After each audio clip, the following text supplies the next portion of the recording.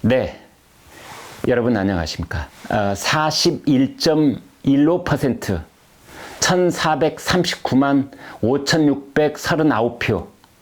이번 대선에서 김문수 국민의힘 후보가 받은 표입니다. 이준석 개혁신당 후보가 받은 표는 8.34%, 291만 7523표입니다. 둘을 합치면 1731만 3162표입니다. 이재명 대통령이 받은 1728만 7513표보다 2만 5649표가 많습니다. 보수 지지자들이 더 많았다는 뜻입니다. 자, 여기서 되돌아 보겠습니다. 홍준표 전 대구시장의 경선 참여 과정이 신사적으로 매끄러웠다면, 그리고 김문수, 한덕수 단일화가 감동적으로 선사가 됐다면, 그리고 마지막에 이준석과 단일화까지 국민의 박수를 받는 상황이 연출됐다면, 그렇습니다. 대선 결과는 분명 바뀌었을 것입니다. 국민의힘이 볼 때 이번 대선을 복귀해 보면 납득을 하기 어려운 구석이 한둘이 아닙니다. 지난 5월 10일에서 11일 그 새벽으로 이어진 후보 교체 소동은 선거 캠페인 내내 악영향을 끼쳤습니다. 직전까지 당적을 가지지 않았던 한덕수 후보는 그날 새벽 3시 20분쯤 입당을 했고 상당한 금액의 기부금도 냈다고 알려져 있습니다. 그렇지만 후유증은 컸습니다. 지금까지도 김문수 후보 캠프가 되살려내는 그림과 한덕수 후보 캠프 사람들이 기억하고 있는 그 당시 상황은 전혀 다르다고 할 수 있습니다. 그렇습니다. 이 단일화 약속에 대한 기억이 완전히 다르기 때문입니다. 김문수 후보 쪽에서는 정당하게 그리고 합법적인 절차로 뽑힌 김 후보를 국민의힘 지도부 몇몇이 한덕수 후보와 어찌어찌 공모를 해서 불법적이고 기습적으로 갈아치우려 했다는 것입니다. 반면에 한덕수 후보 측과 권영세, 권성동 당시 지도부는 김문수 후보 측이 전적으로 단일화 약속을 지키지 않았기 때문에 빚어진 사달이라고 보고 있습니다. 지금도 한덕수 후보 측에서는 김문수 후보가 지난 4월 27일 파이낸셜 타임스와 인터뷰에서 심지어 중앙선거관리위원회 후보 등록일인 5월 10일이라고 못 박아서 시한까지 명시한 단일화 약속이 있었다고 그렇게 말하고 있습니다. 네, 그런 인터뷰가 있었던 건 팩트입니다. 물론 김문수 후보가 한 매체와 인터뷰를 한 내용을 놓고 전 당원들을 상대로 또는 당 지도부를 상대로, 더욱이 그때까지도 당원이 아니었던 한덕수 총리를 상대로 날짜까지 정한 단일화 약속을 그렇게 했다고 따질 수 있겠느냐는 의문 제기도 가능할 것입니다. 공식 협상을 통해서 서면으로 이행 합의각서 같은 것을 쓰고 도장을 찍고 하는 절차가 있었던 것도 아닙니다. 그러나 정치 도의는 그런 게 아니지요. 그 뒤로 벌어진 일들은 우리가 모두 알고 있는 내용들입니다.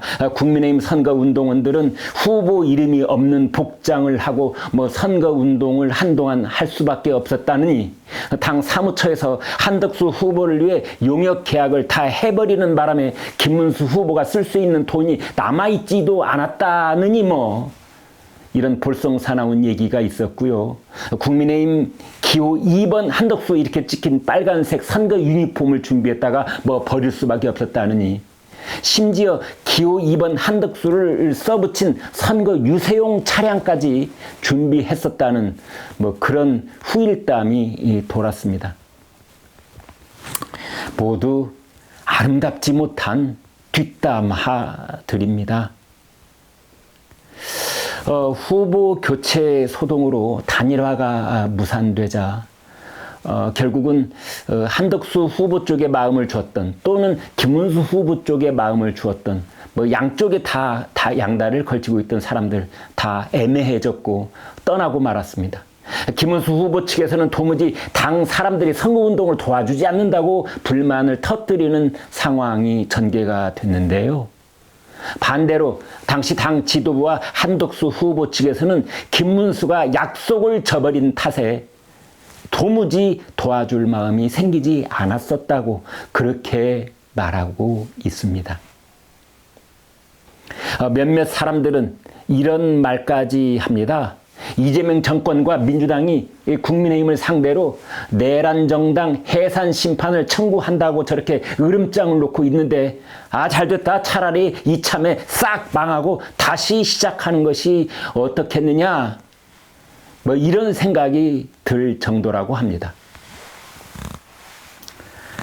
정치판에서 늘 하는 얘기지만 정당은 바깥으로부터의 공격을 받아서 무너지는 것이 아니라 대부분 내부 분열, 내부 총질로 무너지는 경우가 더 많습니다.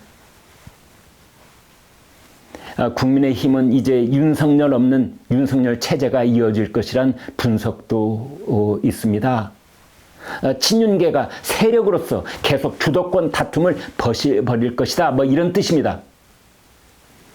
그러나 다른 한편 현재 친윤 당권 체제는 붕괴할 수밖에 없다는 전망도 나오고 있습니다. 만약 혁신 비대위 체제가 아니라 한두 달 내에 9월 초에 전당대회가 치러질 경우 당권을 두고 이번 선거에서 41.15%를 받은 김문수와 지난 전당대회에서 63%를 얻었던 한동훈의 싸움이 벌어지겠지만 결국은 한동훈에게 당권 경쟁이 유리한 방향으로 전개되지 않겠느냐 이런 분석이 많은 것도 사실입니다. 전당대회에서 우열을 가리기는 쉽지 않겠습니다만 한동훈을 포함한 친한계 의원들의 결집력이 훨씬 강하기 때문에 그리고 작년 여름 7월 전당대회를 승리로 장식했던 그러한 성공 경험이 바탕에 있기 때문에 더구나 이번에는 윤석열 대통령이라는 강력한 그 반대 지휘권을 가진 그런 사람도 물러나고 없기 때문에 한동훈에게 승산이 있다고 보는 것입니다. 명분상으로는 이렇습니다. 김문수 플러스 친윤 플러스 전광훈 목사 플러스 영남 주류 이렇게 다 합해서 주류권을 당권을 그 주류가 당권을 잡게 되면 이재명 정부의 견제 세력으로 국민에게 인정받지 못할 것이란 이런 의문 제기를 하고 있는 것이지요. 그래서 정권 견제 세력이 되려면 한동훈으로 갈 수밖에 없다는 이제 그런 분석입니다.